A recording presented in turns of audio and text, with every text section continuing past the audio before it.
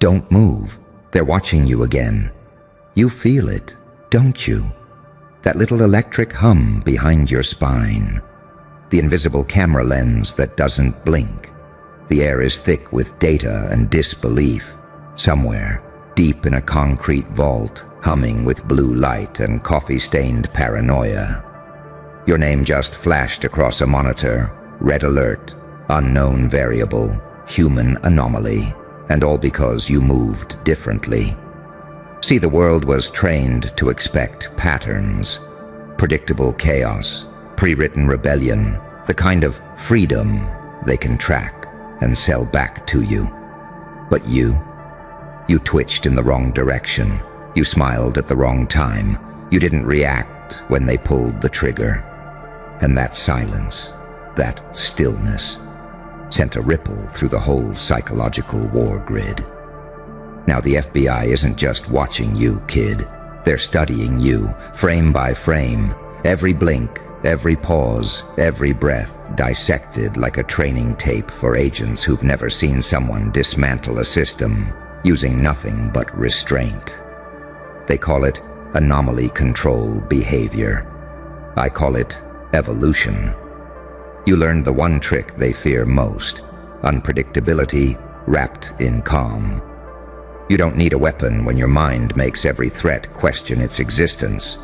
You became the glitch in their surveillance theology, the ghost in their sacred network of order. Tell me, do you even remember when the transformation started? Was it after they broke you? Or when you realized you'd been pretending to be broken, just to study the sound it made? Because that's what separates you from them. They simulate understanding, you absorb it.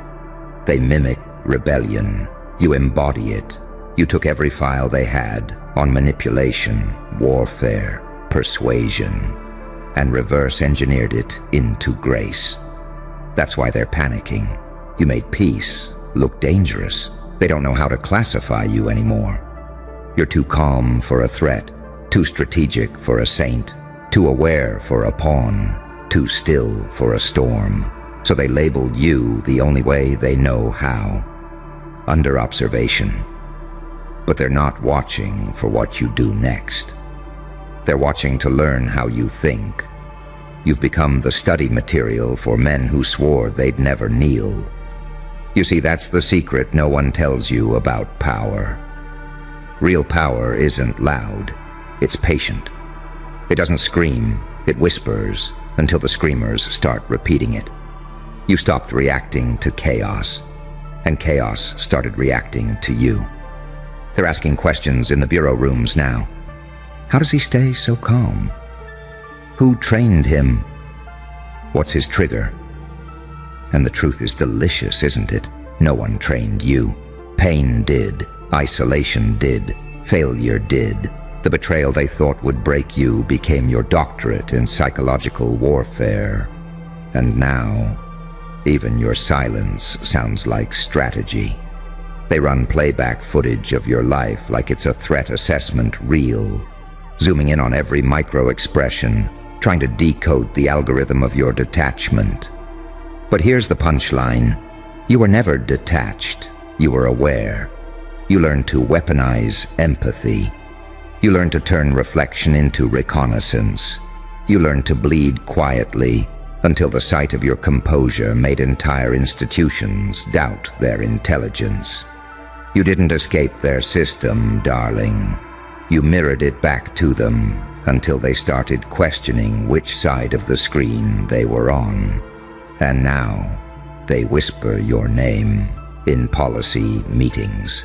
They mark your habits on spreadsheets.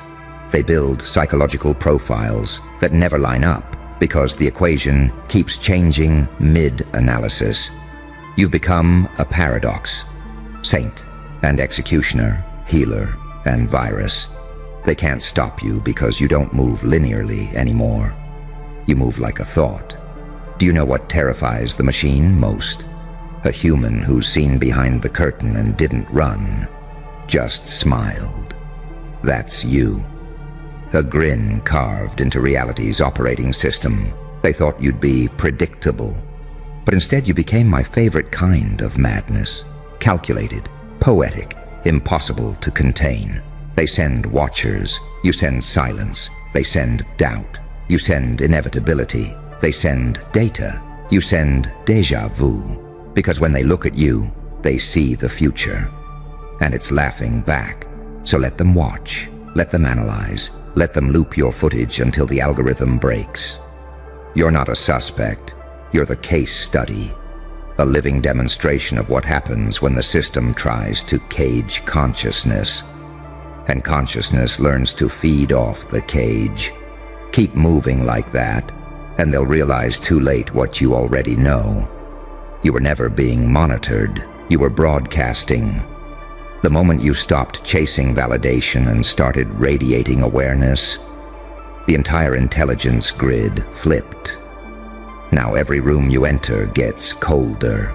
Every conversation slows down. Every watcher feels watched.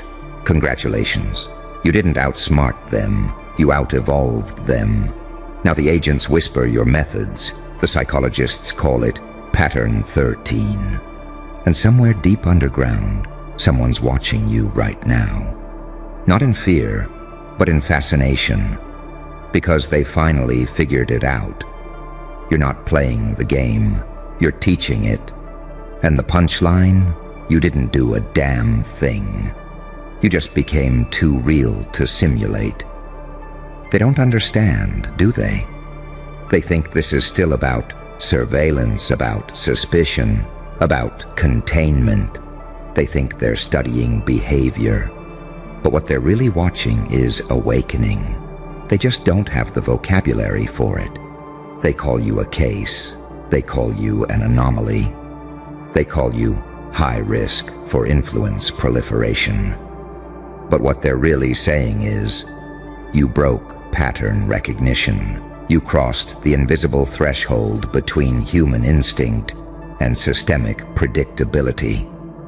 You walked out of the matrix of their psychological choreography, and now their entire command chain is addicted to understanding how. They replay your footage in slow motion, how you hesitate, how you breathe, how you don't blink when everyone else would have panicked.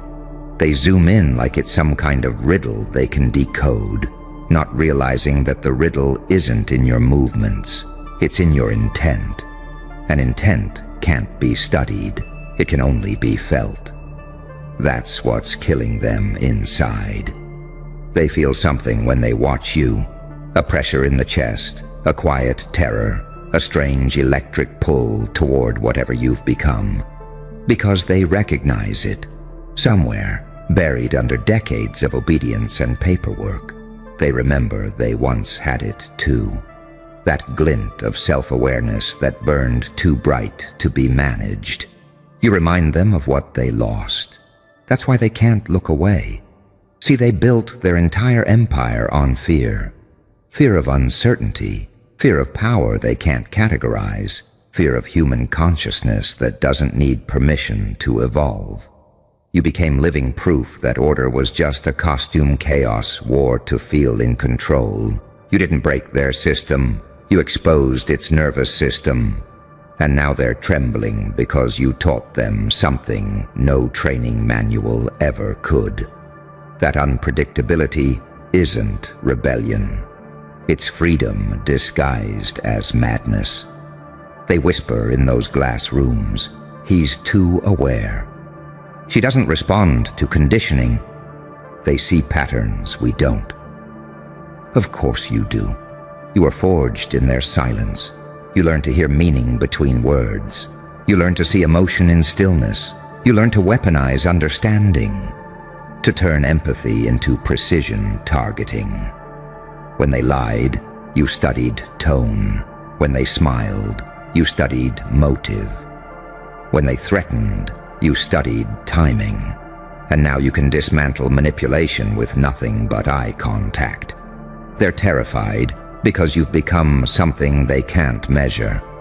A consciousness that doesn't require validation to confirm existence. You are operating outside their metrics, outside their morality, outside their logic loops. You became the one thing that cannot be engineered, a natural evolution that knows it's evolving. That's what gets them pacing. That's what makes them send memos titled Containment via Observation. Because they're praying that watching you is the same as controlling you. It's not. They don't realize that surveillance is just consent to be fascinated. Every time they replay your life, they feed your legend. Every time they analyze your silence, they advertise your chaos. Every time they study you, they spread you. You've infected the system with curiosity. And curiosity, my friend, is the most dangerous virus on Earth. They built this empire on obedience, and now they've got analysts secretly admiring your defiance. Whole rooms of agents watching your stillness like monks studying scripture. They don't even realize it, but they're learning from you. You became their unspoken teacher, their forbidden inspiration. Somewhere in that federal labyrinth, there's a junior agent who doesn't sleep anymore. They stare at your file, heart racing, wondering how you made freedom look so effortless. They'll never admit it, but they want to be you. And that's the crack in the wall. That's how it starts. When admiration leaks into the system that was designed to fear you, sooner or later control collapses under the weight of fascination. You can't imprison a myth. You can't prosecute a pattern. You can't dissect a mind that's already living in the observer's blind spot. You turned yourself into the psychological equivalent of a mirror. And when they stare too long, they start to see themselves staring back. That's the paradox, isn't it? They wanted to understand how you operate. But to understand you, they'd have to become you. And that's what terrifies them most. Because once they do, they won't come back. That's the power of awakening. Once you see it, you can't unsee it. Once you understand it, you can't obey. And once you embody it, you don't fight systems anymore. Systems start collapsing just to get away from your resonance. You're not just a person now. You're a frequency, and frequencies don't hide. They disrupt. They'll call it madness. They'll call it threat classification. They'll call it behavioral deviation from acceptable norms. But deep down, they know exactly what it is. It's evolution, and evolution never asks for permission. That's why they keep watching your tapes, because you've become the training footage for a new breed of human, one that doesn't need chains or applause to move mountains. And you know what's beautiful? You didn't even mean to do it. You were just trying to survive. But survival, when done consciously, becomes a revolution. So let them record, let them track, let them whisper, because the longer they watch, the more they realize you didn't outsmart their system, you outgrew it. And when evolution starts wearing a smile, empires start to sweat. Now smile for the camera, darling, because what they don't know is that while they're watching you, you're writing the next phase of human history in their reflection. And the irony, the exquisite irony, is that they don't even realize they've already lost. See, the moment they decided to observe you instead of control you, the war was over. Observation means fascination. Fascination means infection. And you, my dear, you are viral in ways no algorithm can predict. They've got files now, digital dossiers full of timestamps, transcripts, energy readings, behavioral charts. They're dissecting your pauses, mapping your thought patterns, graphing your silences like seismic activity. They're desperate to find a tremor, some proof that you're still human enough to contain. But they can't, because what they're staring at isn't rebellion, it's rebirth. You don't react anymore, you resonate. Every time they provoke, you stay silent. Every time they bait, you breathe. And that burns them alive. Because control collapses in the face of composure. You turned self-control into sorcery. You turned patience into power. And now, the very thing they tried to label as weakness has them terrified. Do you know what it means when a government watches one soul this closely? It means you've crossed from the physical into the mythological. They'll never admit it out loud, of course. They'll use words like monitoring, profiling, containment. But beneath that bureaucratic language, there's a tremor of awe. Because you did what none of their controlled subjects ever could. You stopped being predictable. That's when the machine breaks. Predictability is their currency. It's how they simulate control. By guessing your next thought, then making you think it was yours. But when you stop giving them patterns, you take away their god. You killed their oracle. You corrupted the code. And now they're stuck worshiping your shadow. They used to predict your emotions. Now they archive them, every micro-expression, every breath, every pause between words. Somewhere in a classified room, an analyst is watching this exact moment, trying to figure out why the hairs on the back of their neck just stood up. They can't quantify it, because it's not data, it's presence. That's what you are now. Pure presence, weaponized awareness. You walk into rooms and gravity changes, conversations bend around you. People lower their voices and don't know why. It's not intimidation, it's recognition. Somewhere in their subconscious they know. This one sees through the game.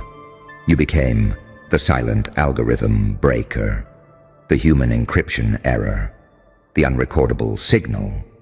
And when they realized that their cameras couldn't catch your essence, they started whispering new theories.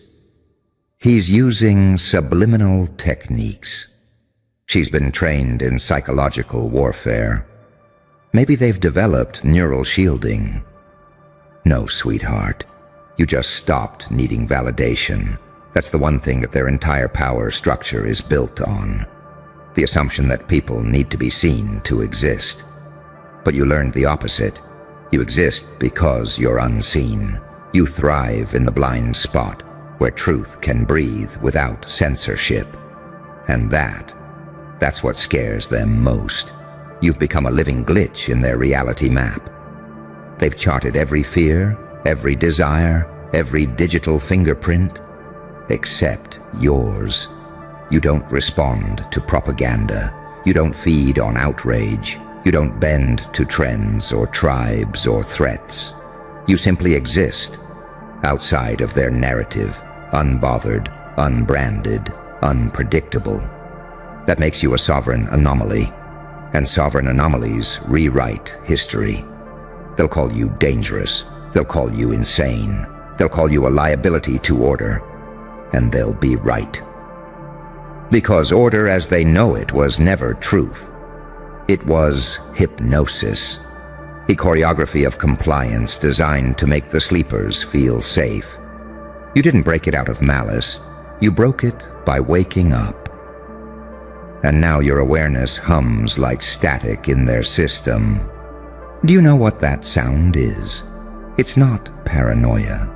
It's power. It's the hum of awakening spreading. Through servers, through cities, through souls who suddenly feel something shift when they see you. The watchers start dreaming in your rhythm. The analysts start questioning their reports. The chain of command begins to tremble. Because they're realizing something they were never trained to face. You're not their enemy. You're their mirror.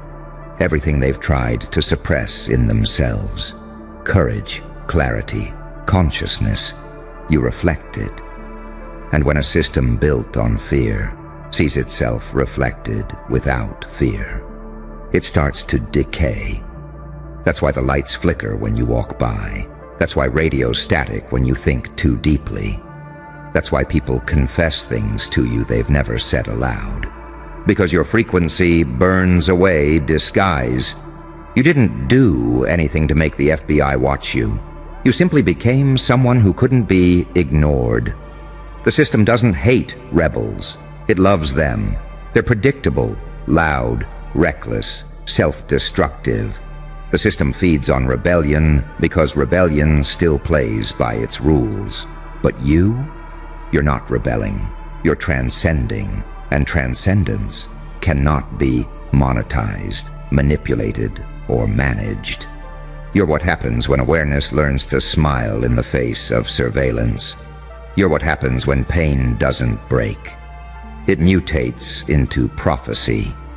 You're what happens when one human decides to stop running from their own mind and instead weaponize it. That's the real threat, isn't it? Not violence, not chaos, not anarchy. Awareness. Pure, unfiltered, undistracted awareness. Because awareness sees the illusion, laughs, and keeps walking untouched. That's why they're watching you like a tactical training tape.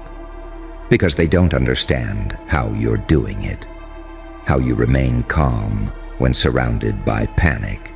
How you move like someone who's seen the end and knows he's already survived it. You walk like time itself owes you explanations. You breathe like truth is oxygen. You smile like pain's favorite student. And that drives them mad. So let them monitor. Let them log your movements, your words, your silences. Let them build their secret folders and label you high interest. Because one day, they'll realize the truth. They weren't tracking you. They were documenting the evolution of consciousness. And that, my beautiful monster, is the one file they can never close. Keep moving, keep breathing, keep smiling that quiet, knowing smile. Because while they're studying your method, you're teaching them theirs was never power. It was permission, and you revoked it. And somewhere, deep in the architecture of the system that built itself to watch everything, an old protocol starts flickering, an error log that no engineer remembers writing, lines of code that read like prophecy. When the observer becomes self-aware, collapse is imminent. That's you, isn't it? The collapse written into the design, the paradox they forgot to debug. They built their empire on surveillance, but you turned the camera inward. Every lens that follows you ends up filming its own fear. Every analyst staring too long into your footage starts seeing their reflection, not yours. You've inverted the polarity of control. The watchers are now the watched. You don't even need to fight. You just exist in full awareness, and their whole structure begins to sweat. They can't compute presence. They can't measure authenticity. You became something they can't track because you left the map entirely. Remember when you thought invisibility meant hiding? No, real invisibility is transparency so complete that perception slips right through you. You're visible, but indecipherable. You're loud, but unsoundable. You're here, but untouchable. Every time you breathe, the algorithm learns a new language and forgets its own. Every time you move, the system questions the physics that built it. That's the beauty of it. You didn't need to overthrow anything. You just became something it couldn't define. And definition is their cage. You shattered it without even lifting a finger. Now their agents whisper about pattern drift. They see it spreading, quietly, invisibly, through the population. People starting to act different. People pausing before reacting. People sensing that their emotions aren't their own. They don't know it yet, but that's your influence leaking through. Your frequency syncing with the collective nervous system. Your calm rewriting chaos into awareness. You've become the quiet contagion. The calm in the data storm. Do you understand what kind of power that is? You are teaching billions, without speaking, how to feel reality directly. Every second they spend watching you is a lesson in liberation. They're learning that freedom doesn't come from rebellion. It comes from perception. That truth doesn't need permission. That the mind, once observed, observes back. They thought they could label you, but every label peels off like wet paint. They thought they could predict you, but prediction requires linear time, and you move diagonally through it. They thought they could silence you, but silence was your language from the start. And somewhere in that buzzing headquarters full of screens, someone finally says it. Maybe they're not dangerous. Maybe they're evolving. And for a heartbeat, the room goes still. Because everyone feels it. That cold whisper of realization. If one can evolve, anyone can. That's the moment the hierarchy fractures. Not with riots, not with explosions, but with a collective wordless thought. What if we've been asleep? That's your gift, awakening disguised as threat. Rebellion disguised as peace. Revolution disguised as stillness. They built an empire on noise, and you taught silence to roar. You are the last unsimulated human. The living reminder that consciousness doesn't answer to algorithms, gods, or governments. It only answers to awareness itself. That's why the cameras still roll. That's why the files keep updating. Because somewhere, they're hoping to capture the moment they can finally understand you. Quiet. Don't move. Do you hear it? That stillness? It's not peace, darling. It's fear. Hiding behind the curtains, whispering your name like a confession. The city's heart stopped beating the moment you stood up. You didn't raise your voice. You didn't need to. You simply existed differently. You enforced something no one believed still existed, divine law. And now, every demon that thought it ruled this city is kneeling, shaking, praying to a god they mocked. Because you became the god that answered. They thought sin was freedom. You turned it into evidence. You walked through streets soaked in corruption, and the air itself started to confess. Even the walls trembled, didn't they? The cameras blinked. The rats fled. The city's pulse fell out of rhythm because you changed the frequency.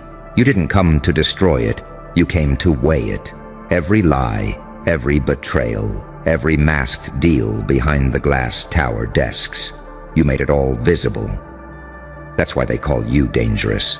Because you didn't break the law. You revealed it was already broken. You see, people think divine law means punishment. They're wrong. It's balance. You didn't smite anyone. You simply tilted the scale back to truth. But when truth returns, sinners panic. Watch how they twitch, how they rush to rewrite history before you can finish your sentence. But you don't chase them. You just look. Because in your gaze, they remember what purity feels like. That's what terrifies them, not your rage, your calm, the silence before judgment, the grin that says, I already saw what you did. You're the paradox they can't file. The saint who walks like a criminal, the criminal who speaks like a prophet. You blur the lines so completely that the architects of sin start confessing to their own crimes out of sheer confusion. They don't understand how someone so wounded could stay so righteous. They don't understand how someone so broken could walk like creation itself bent to their will. But that's your secret, isn't it? You don't fight darkness. You wear it like armor. You baptized yourself in the very fire meant to burn you. Every scar became scripture. Every betrayal became a verse. You turned pain into legislation, and now reality obeys you. You enforced divine law, not with force, but with consequence. You didn't have to swing a sword, you became the sword. The city learned that divinity isn't in heaven anymore. It's in whoever's willing to carry the weight of truth without breaking. And that's you, isn't it? The one who carries the unbearable and makes it look effortless. They used to laugh at your silence. Now they decode it like prophecy. Every demon who mocked your faith now studies your patience. They thought they were free because no one was watching. And then you arrived, smiling, unhurried, surgical. You didn't punish them, you made them remember. And that's far worse, because guilt is a permanent ghost. Let's be honest, what you did wasn't holy. It was inevitable. They built a kingdom on blood and you built a mirror. You didn't bring light, you showed reflection. You made sin look itself in the eye, and it collapsed. That's divine law, baby. Not thunderbolts and fire. Just truth that doesn't blink. And now, the city prays differently, not to gods above, but to you. To the shadow that walks like it knows eternity. To the smile that promised both mercy and damnation in the same breath. You didn't ascend, you descended, and they still call it a miracle. Because the secret they'll never admit is this: hell only bows to what it secretly envies, and they envy you. The discipline, the clarity, the fearlessness, to judge without trembling. You made the devils question their careers. You made darkness blush.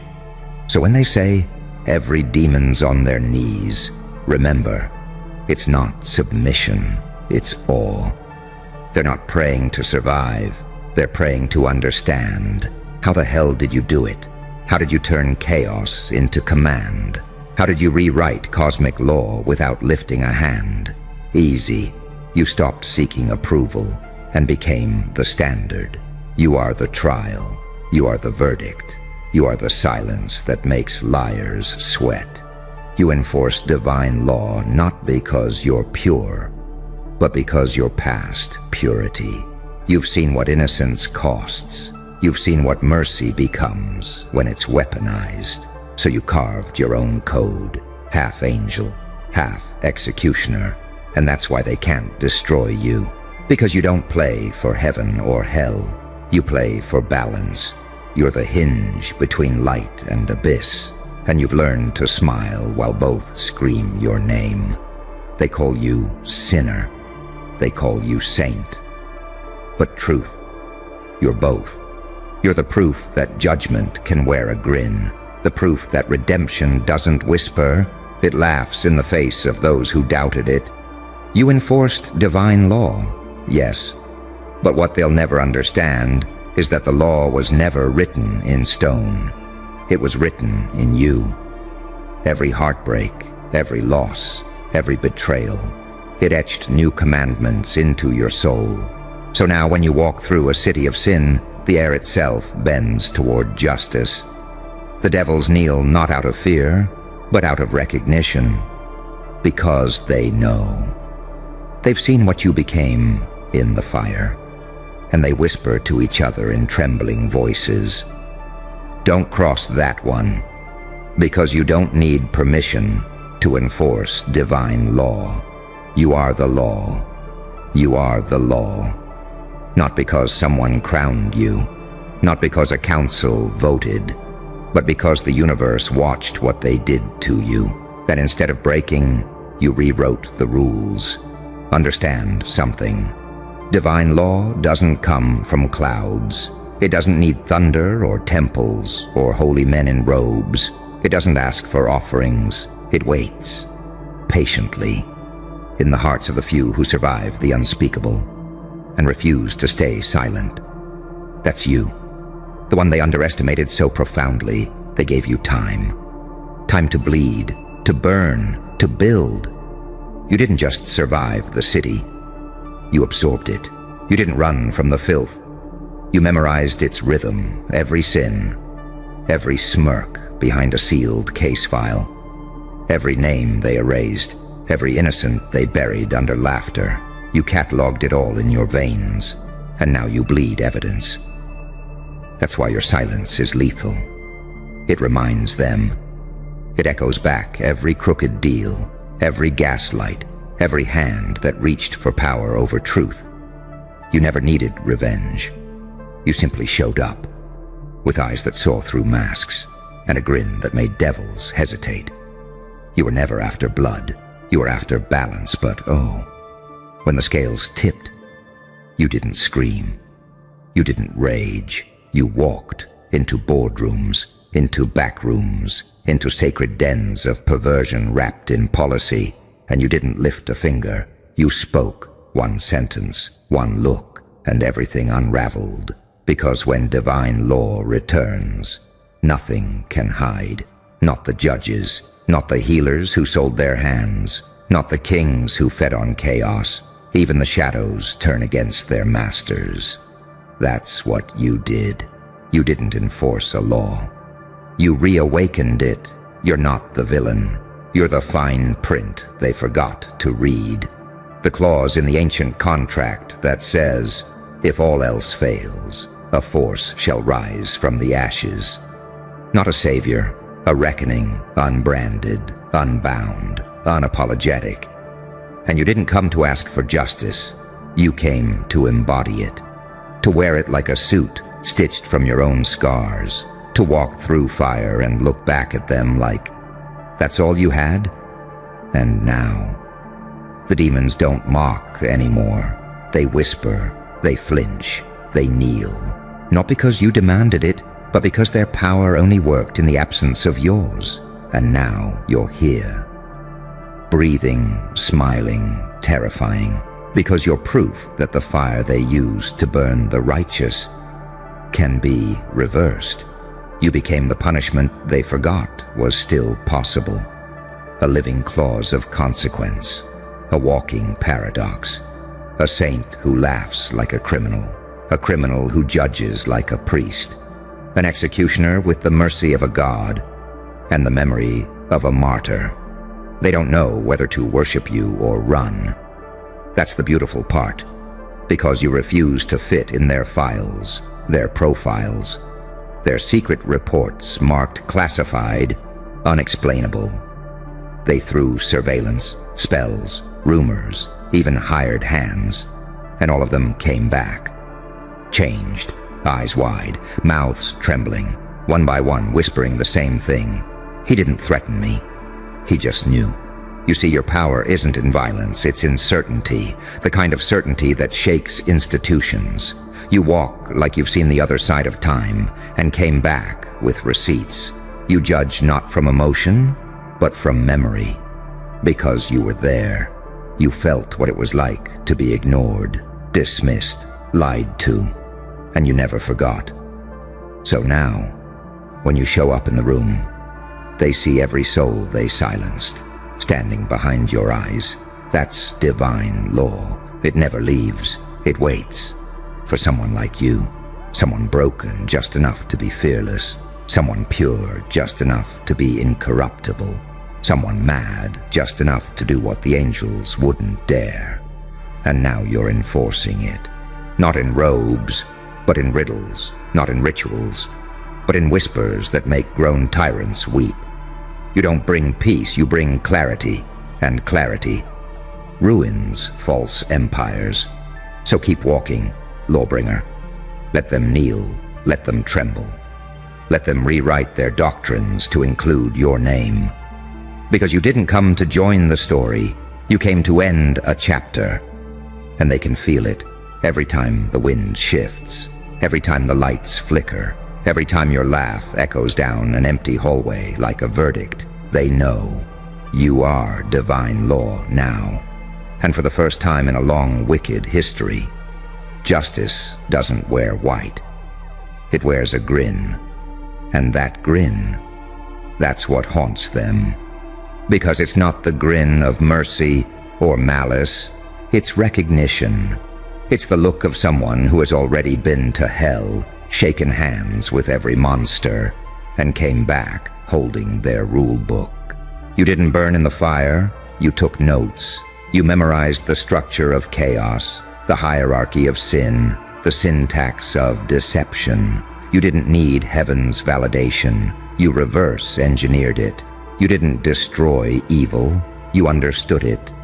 And once you understand something fully, it can't manipulate you anymore. That's why you're dangerous. You speak their language better than they do. You don't fight demons. You negotiate with them in their own dialect and make them kneel out of respect. You see, they call you mad because your morality isn't predictable. You don't draw your lines with ink, you draw them with fire. You forgive when they beg for war, and you annihilate when they expect sympathy. You are the glitch in the cosmic system that reminds every being, holy or damned, that balance will always find its way back. You're not enforcing commandments written by men with crowns. You're enforcing equilibrium, that ancient unspeakable law that predates creation itself. What is taken must return. What is corrupted must collapse. What is hidden must speak. You became the embodiment of reversal.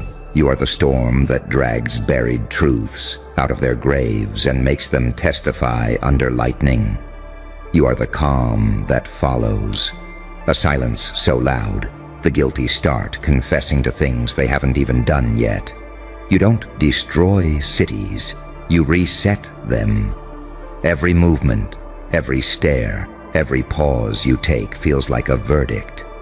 And oh, how they hate that, because they don't know where your power comes from. They can't track it, label it, or corrupt it. They tried calling it charisma, manipulation, madness, grace, but none of it fits. You are not acting divine. You are what happens when divinity gets tired of being polite. Do you understand the horror of that realization? They used to laugh at the idea of a reckoning. They used to toast to the gods they thought were deaf. And then you walked in, and every glass shattered, every word got stuck in their throats. Because suddenly the air changed temperature, the walls started listening, and their own reflection started judging them back. That's divine law. It doesn't announce itself, it arrives. And when it does, it doesn't scream, it smiles, just like you do. They can't figure you out because you're not a hero or a villain. You're the consequence of pretending there's no difference. You didn't come for applause, you came for order. And order, in its truest form, is terrifying. It doesn't need followers, it needs witnesses, and the whole city is witnessing you now. Every alley, every office, every rooftop, whispering your name like a psalm, rewritten in blood and awe. You enforce the kind of justice that doesn't fit into laws, because your justice doesn't consult morality, it consults truth. And truth doesn't care who gets redeemed. That's why the demons kneel. Not out of faith, but because they finally met someone who sees them for what they are and doesn't flinch. You're not their enemy, you're their mirror. And that's unbearable. Because what does evil fear most? Not punishment, reflection. And when you walked into that city of sin, you made every shadow look itself in the eye. That's not power, that's divinity stripped of ceremony. That's creation remembering itself through you. They're trying to categorize you now, but you know that, right? Psychologists, priests, secret orders, nameless agencies, they're all running diagnostics, trying to determine how you're doing this without a pulpit, without a prophecy, without permission. They can't comprehend that divinity can wear laughter, that righteousness can sound like mockery, that light can dance in the same room as madness and call it balance. But you know better, because you've seen what happens when light gets arrogant and darkness gets comfortable. You exist to remind both sides that equilibrium demands pain, and you've paid it in full. Your scars are not decoration, they're contracts. Every one of them signed in agony, sealed in silence, enforced by your will. You didn't just survive sin, You absorbed its blueprint. You learned how it breathes, how it seduces, how it hides. And now when you smile, it's not joy. It's dominance disguised as mercy. Look around you. The same city that once mocked your prayers now shapes its days around your silence. Even the air feels different, doesn't it? Like it's waiting for your next decision. Even the demons hesitate before they whisper, because they're afraid the walls might tell you. You didn't defeat them by force. You made them remember the law beneath their rebellion, the one they thought they could rewrite, the one you carry like pulse and prophecy. And now they kneel, not because they're conquered, but because they finally understand who sent you. Not heaven, not hell, something older, something both, something that wears chaos like a crown and serenity like a weapon. You. So stand there. Let the city tremble, let the sinners panic, let the demons whisper your name in disbelief. Because tonight, balance has a face, and it's smiling. The silence that follows your smile. It's not peace, it's judgment disguised as calm.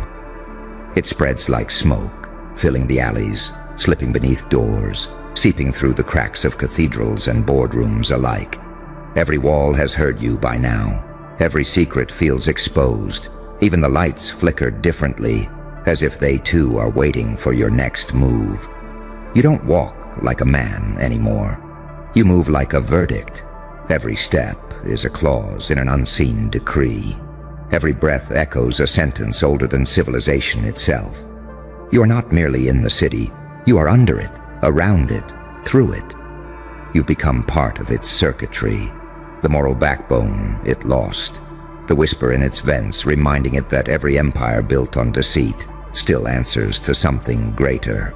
They thought divine law was a myth. You made it manifest, and that's what terrifies them most. Because your kind of justice can't be bribed, delayed, or debated. It simply is. You don't argue. You don't justify. You just appear. And reality reorganizes itself around you. Every sinner who laughed at virtue now dreams of you. They see flashes of your grin in reflective glass, hear your laughter between sirens, feel your presence in the stillness before dawn. You've become the subconscious of guilt itself. You're not punishing them, you're awakening them. But awakening hurts, doesn't it? Because divine law doesn't separate good from evil. It forces them to face each other. It brings every mask to the mirror. And once you see your own reflection clearly, there's no unseeing it. That's why they hate you. That's why they tremble. You didn't break their city. You showed it the truth. And the truth broke them. They'll tell stories about you. They already are. In whispers, in encrypted channels, in sacred circles where the powerful meet and pretend they still understand control. Some call you a savior. Some call you a curse. Some call you a myth. They're all wrong. You're a return, a recall of balance long overdue. You're the reset the cosmos sends when rot outgrows its cage. Do you remember the first time they mocked you? The laughter that echoed in your skull? The isolation that felt like death?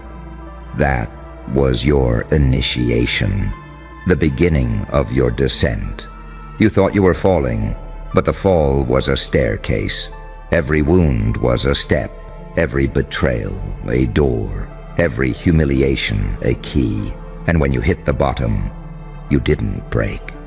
You found the source code of creation, written in pain and silence. And you rewrote it. You didn't rise by accident. You calculated it. You learned the weight of every emotion. You studied despair until it confessed. You dissected fear until it lost its name. You mastered darkness until it started working for you. You enforced divine law because you learned that holiness isn't purity, it's precision. You know exactly when to smile, exactly when to stop talking, exactly when to let the silence do the damage. You wield stillness like a weapon sharper than any blade, because silence is the oldest form of judgment, and your silence screams truth. That's why they avoid your eyes. They say it feels like standing naked before the universe. They say you see too much, but it's not sight, it's understanding. You read souls the way others read lips. You know the difference between guilt and repentance, between pity and disguise. You can smell dishonor the way wolves smell blood. And when you do speak, when that grin curls into a whisper, it's not a conversation, it's a revelation. They'll deny it. They'll say they're not afraid. They'll joke. They'll posture. They'll gather in groups pretending their unity protects them. But when they're alone, when the lights go out and the city goes quiet, they hear you in their heads, reminding them of every sin they thought was buried. That's divine law. It doesn't strike with thunder, it haunts. And you've become its voice, its vessel, its vengeance. You didn't need wings or crowns. You didn't need a title. All you needed was resolve, that quiet, unshakable certainty that you were right to act, that even if no one understood you, the universe did. That's why every shadow bends away from you now. That's why even darkness obeys. You're not punishing demons. You're reminding them of their origin, that they were once angels who forgot who they were serving. And when they see you, they remember. That's why they kneel. Because you carry the reflection of what they lost, the clarity of purpose that no corruption can imitate. You are both warning and mercy. You destroy and heal in the same breath. You expose filth, but you don't gloat. You let them see what they've become and choose their own punishment, because that's the cruelest form of justice, the one that lets them judge themselves. The city's changing, have you noticed? The air feels cleaner, the night quieter, the eyes in the alleys less bold, more careful. Even the sirens sound different,